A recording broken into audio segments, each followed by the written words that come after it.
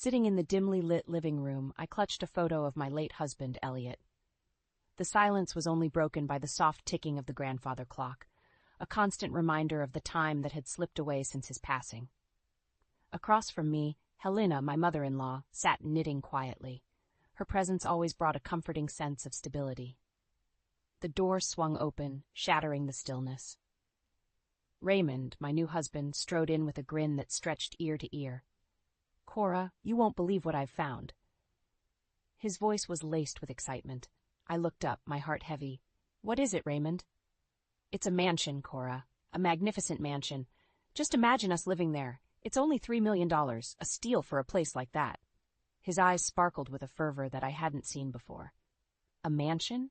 My voice was a mere whisper, disbelief coloring my tone. "Raymond, how could we possibly afford that?" He leaned in, his smile widening.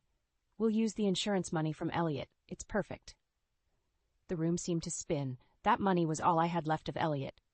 "But that money, it's meant for my future security," I managed to say, gripping the photo tighter. "Cora, darling, it's just money, and what better way to use it than to secure our luxurious future?" Raymond's dismissiveness struck a nerve. Helena stopped knitting, her gaze sharp. "Raymond, that money was meant for Cora's well-being, not for such extravagance." He dismissed her with a wave of his hand. "Helena, you worry too much. It's a good investment. Cora agrees with me, right?" I felt cornered, his expectant eyes pressing down on me. Memories of Elliot, our dreams and love, seemed to be fading away, overshadowed by Raymond's grand plans. "Raymond, do we really need something so extravagant?" My voice shook, betraying my inner turmoil. "Trust me, Cora. This is our future. A new beginning," he said, his tone leaving no room for argument. I glanced at the photo in my hands, then at Raymond's eager face, and finally at Helena. Her expression held concern and a hint of disappointment. Doubt crept into my heart, a growing sense that the life I had envisioned with Raymond was slipping through my fingers like grains of sand. I tried to make peace with the decision, but the mansion loomed in my mind like a gilded cage. The following weeks were a blur of Raymond making arrangements. He seemed oblivious to my growing unease and Helena's silent disapproval.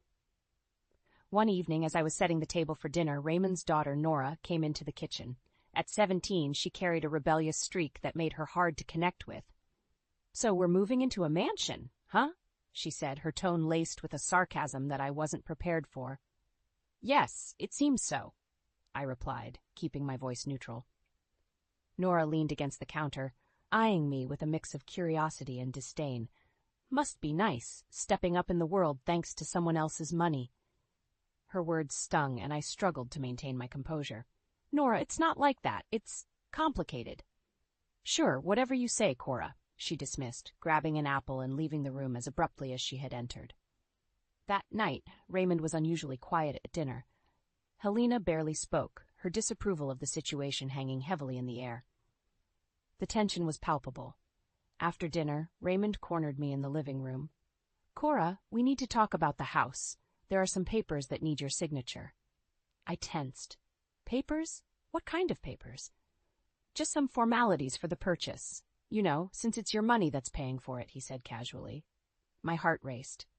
"Raymond, I'm not comfortable with this. It's all happening so fast." He frowned, his patience wearing thin.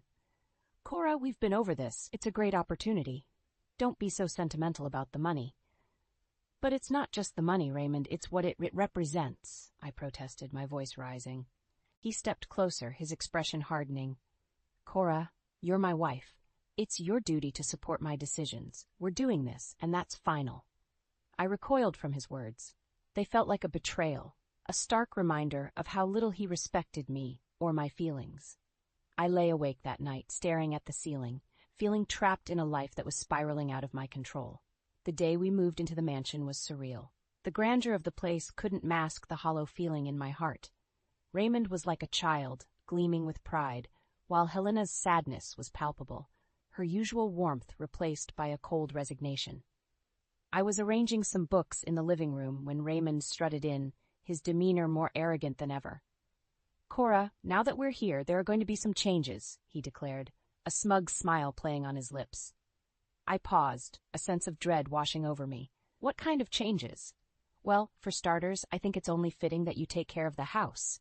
After all, a mansion needs a proper housekeeper, he said, his eyes gleaming with a cruel amusement. I stared at him, disbelief and anger mingling in my chest. You want me to be the housekeeper? In my own home? He laughed, a cold, heartless sound. Your home? No, Cora, this is my house. You're just living in it. And as for being a housekeeper, well, it's not like you have much else to do. I felt a surge of anger. Raymond, I am your wife, not your servant. His expression turned icy. You're whatever I say you are. And right now, I say you're the housekeeper. You should be grateful I'm even allowing you to stay here. Helena, having overheard the conversation, entered the room, her expression a mixture of fury and disbelief. Raymond, you can't be serious. Treating Cora like this, it's inhumane. He turned to Helena, his eyes cold. And you, Helena, I don't even know why you're still here. You're not my family. Frankly, you're just a burden. The words cut through the air like a knife. I could see the pain in Helena's eyes, the insult too much to bear. We were both prisoners in a gilded cage, our dignity stripped away by a man we once trusted. That night, as I lay in bed, the mansion felt more like a tomb. Raymond's true nature had revealed itself, a monster hiding behind a mask of charm. I realized then that I couldn't live like this, not under his control.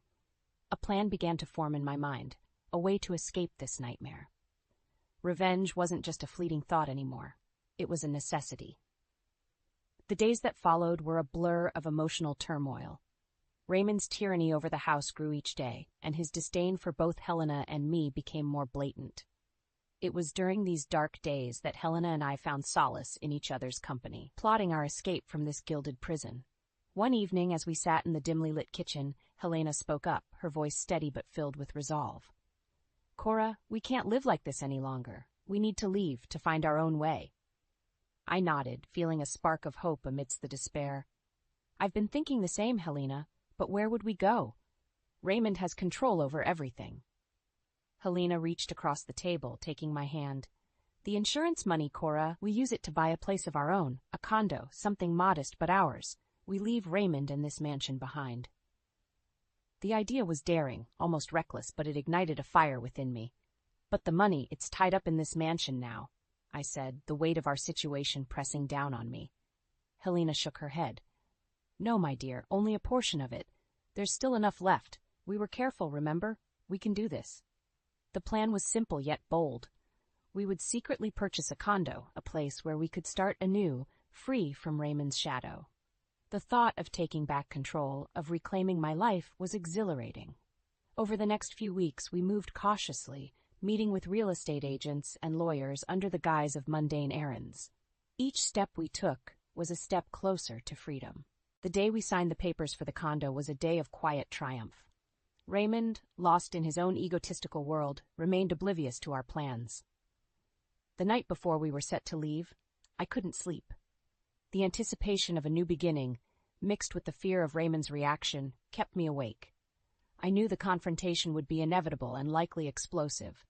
As dawn broke, I packed my bags, my hands trembling with a mixture of fear and excitement.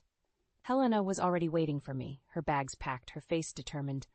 "We can do this, Cora. It's time," she said, her voice a mix of courage and defiance. I nodded, taking a deep breath. "Let's go. Let's take back our lives."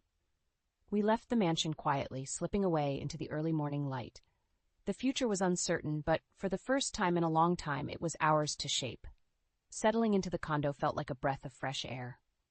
Helena and I reveled in our newfound freedom, the weight of Raymond's oppression lifting from our shoulders. However, I knew this peace would be short-lived once Raymond discovered our absence. It wasn't long before my phone rang, Raymond's name flashing on the screen. Taking a deep breath, I braced myself and answered. "Where the hell are you?" Raymond's voice was a mix of rage and disbelief. "I've left, Raymond. Helena and I both have." "We're not coming back," I said, my voice steady despite the racing of my heart. "You what? You can't just leave. That house, it's in your name, the bills, everything." His voice was frantic, tinged with panic. "That's no longer my concern. I won't be a part of your twisted game any longer," I replied, feeling a surge of empowerment with each word. "You ungrateful. Do you have any idea what you've done? You'll ruin me." Raymond's voice was rising, his words laced with venom. That was never my intention, Raymond, but I refuse to be your prisoner, your housekeeper. I deserve better, and so does Helena, I said firmly. There was a pause, and I could almost hear the gears turning in Raymond's mind. You'll pay for this, Cora. You think you can just walk away? I'll make sure you regret this. I felt a chill at his words, but my resolve was unshaken. I'm not afraid of you anymore, Raymond. Goodbye. With that, I hung up, cutting off his tirades. In the following days, Raymond's attempts to contact me became more desperate. He left voicemails, each more aggressive than the last, demanding that I return and fix the mess I had left behind. But I was done being his victim. Each message he left only strengthened my resolve. Helena and I started to rebuild our lives, our bond stronger than ever. The news eventually came that Raymond was facing financial ruin. The mansion, with its exorbitant costs, had become his undoing.